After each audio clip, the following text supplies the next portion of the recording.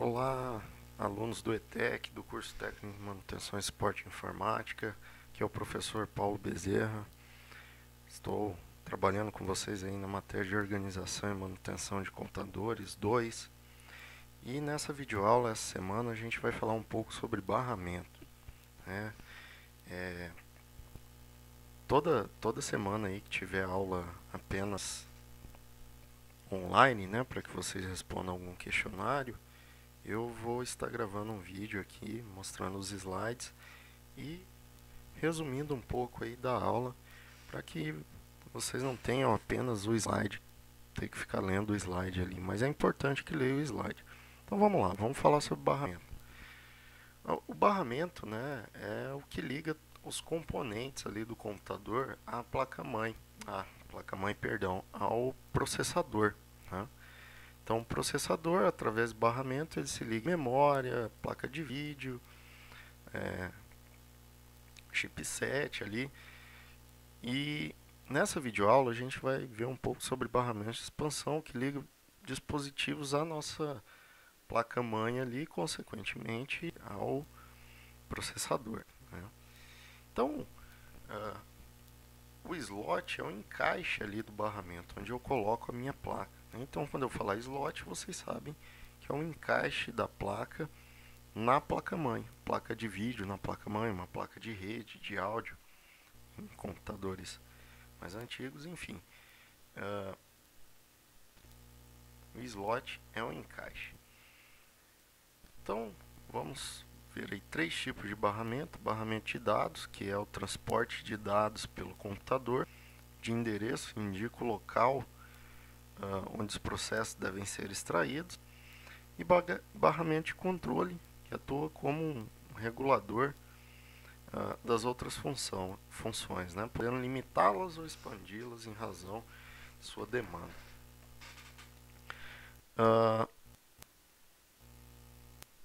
Barramento de entrada e saída. Além da comunicação entre computadores e a memória, você pode adicionar diversos outros dispositivos à placa-mãe. E aí que entra os barramentos de expansão, né? PCI, AGP, PCI Express, ISA, os mais antigos, USB, entre outros. Um pouco sobre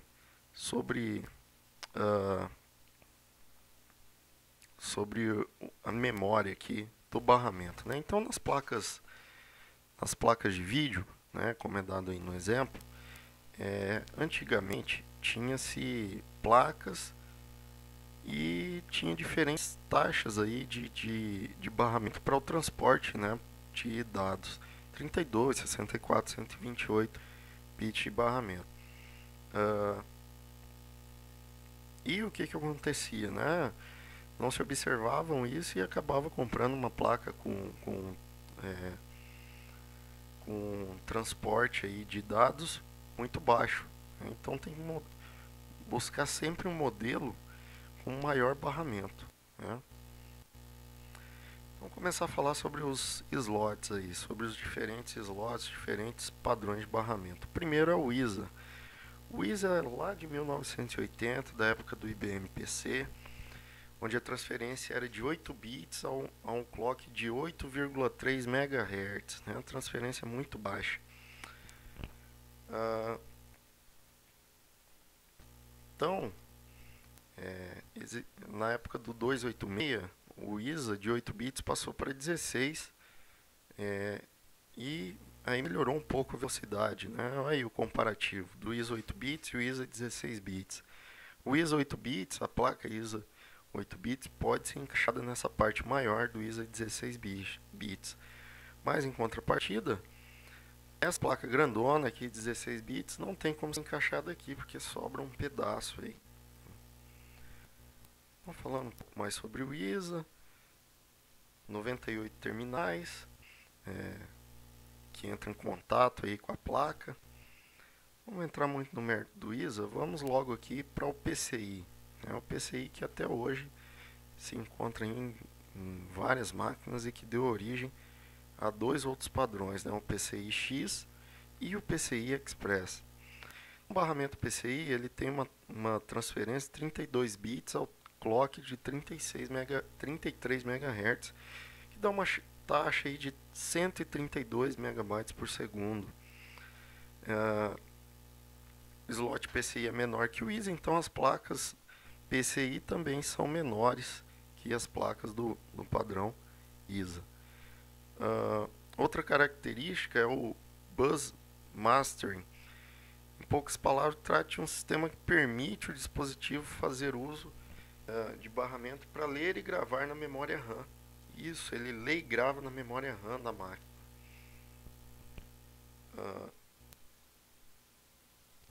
No padrão ISA não tinha isso, né? Outra característica do PCI é a característica aí do plug and play. Plug and play é plugar e usar, né? Você pega a placa, pluga no slot ali na placa-mãe, no slot PCI, liga a máquina e a máquina detecta essa placa, já deixa ela funcionando. E o sistema operacional necessita de drivers aí para que rode, né? Alguns sistemas operacionais mais atuais aí já instalam automaticamente. Isso hoje em dia é um padrão bastante trivial entre as máquinas, mas o PCI era novidade, né? Não existia esse padrão, esse recurso do plug and play até que surge o PCI aí. E esse recurso foi usado também, né? Foi implementado em padrões mais antigos como o ISA. Esse padrão PCI passou por uma evolução para a versão de 64 bits a 66 MHz, chegava a uma taxa de 512 megabytes por segundo. Tá? Algumas placas PCI, uma placa de rede e uma placa de vídeo, né, PCI. Agora vamos falar do barramento PCI-X. Não confunda o PCI-X com o PCI Express. O PCI-X é uma evolução daquele padrão de 64 bits. Tá?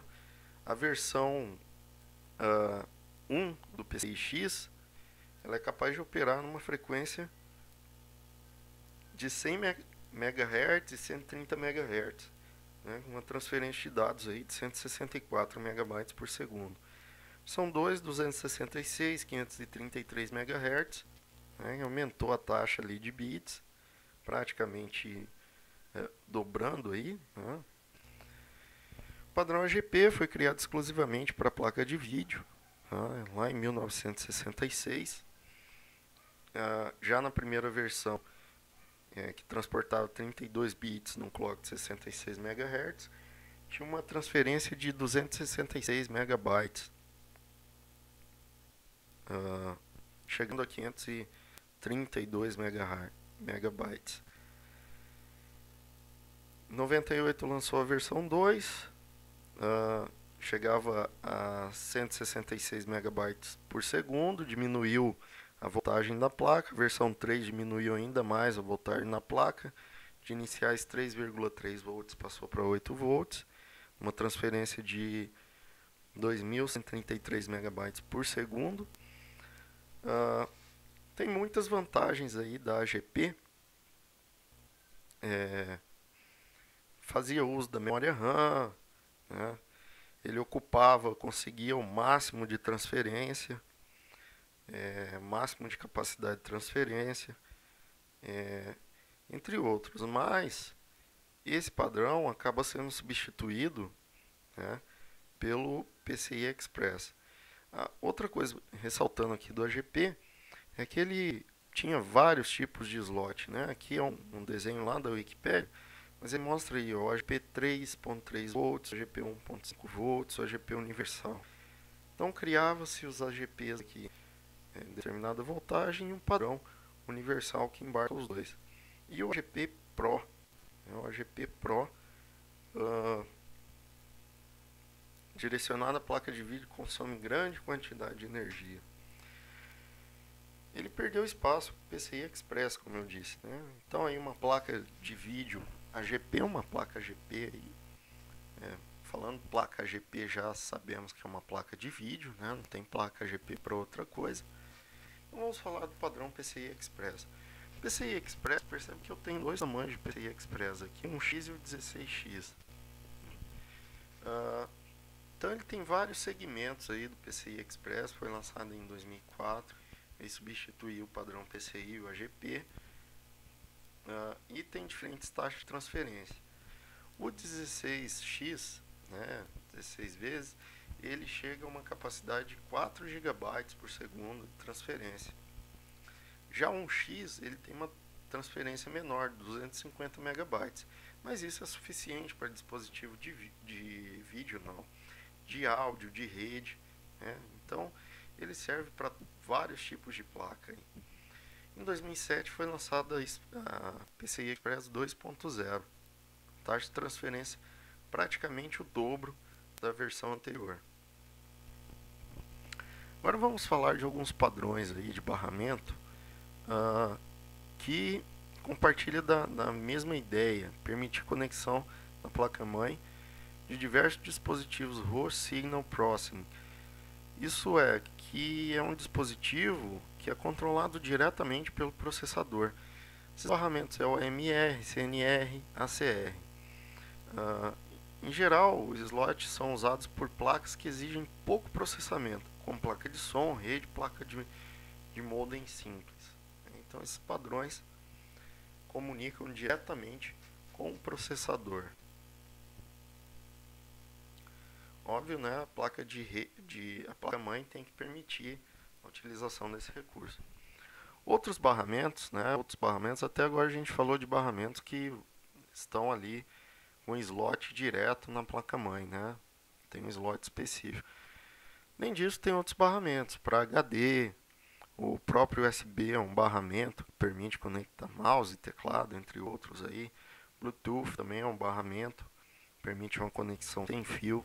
Então, mas vamos nos ater aqui aos barramentos para HD. O primeiro barramento que surgiu aí para HD era o IDE, o ATA, que permite conectar CD-ROMs e drive de disquete e o disco rígido. Com o surgimento do SATA, que a gente vai ver logo mais, passou a ser chamado de PATA, Parallel ATA. Então, o cabo flat e a conexão ATA ali, ó, o slot ATA. Com o ATA PI, Advanced Technology Attachment Pocket Interface, o ATA passa a aceitar CD-ROMs, alta capacidade, entre outros, né, outros drives com maior capacidade. Serial ATA. Então, a diferença do ATA é que ele é serial. Então, se ele é serial, o cabo não precisa ser um flat paralelo igual esse aí, né? O cabo é menor, então diminui o cabo. É um cabo de 4 vias. E a primeira versão do ATA chegava a 150 MB por segundo. O SATA 2, o SATA 300, ele chegava a uma velocidade de 300 MB por segundo. E o SATA 600 a 600 MB por segundo. As características, as vantagens do SATA é maior taxa de transferência, possibilidade de remover ou acrescentar dispositivos enquanto operam, e a utilização de cabo mais compacto e barato. Os cabos flat tinham características de ser um pouco mais caros. Aí uma ilustração, né? Aqui o encaixe, aqui o cabo SATA, né? Serial ATA. SAS é a mesma ideia ali da tecnologia do SATA, são tecnologias similares, mas ele é Serial Attachment SCSI, que é o HD ali para servidores. Então é necessário uma placa que vai encaixar da placa-mãe, e ela dá a possibilidade de conectar vários HDs nessa mesma placa. Ela tem de 4 a 8 portas ali.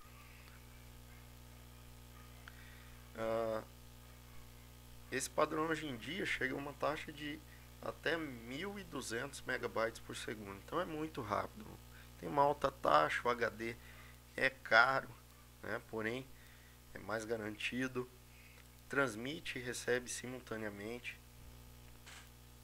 Permite conectar diversos SAS na mesma porta. Um cabo pode ter até 6 metros, diferente do SATA, que o cabo poderia ser até de 1 metro. E compatibilidade com HD SATA. Então um SATA pode ser conectado, um HD SATA pode ser conectado numa porta SAS. mas um HD SAS não pode ser conectado em uma porta SATA. Então aí um exemplo do HD e um storage, né, um servidor com vários HDs aí conectados.